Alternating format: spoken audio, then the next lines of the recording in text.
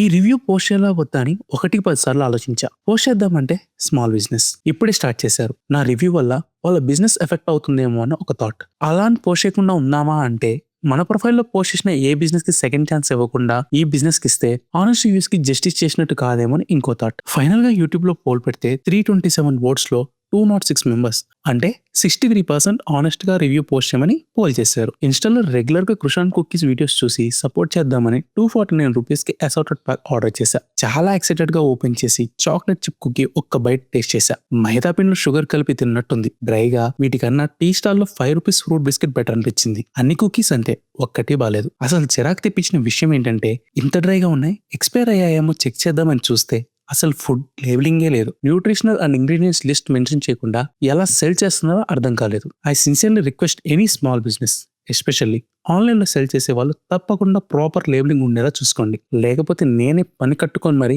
FSSAI కి complaint raise చేసి proper action తీసుకునేలా చేస్తా. ఇక ఆ కుకీస్ ఆర్డర్ పెట్టుకోకపోవడం మీ ఇష్టం. నేను నా ఒపీనియన్ మాత్రమే షేర్ చేస్తా. మరిన్ని ఆనెస్ట్ రివ్యూస్ కోసం సబ్స్క్రైబ్ అవ్వండి. నేను మీ బకాసురా.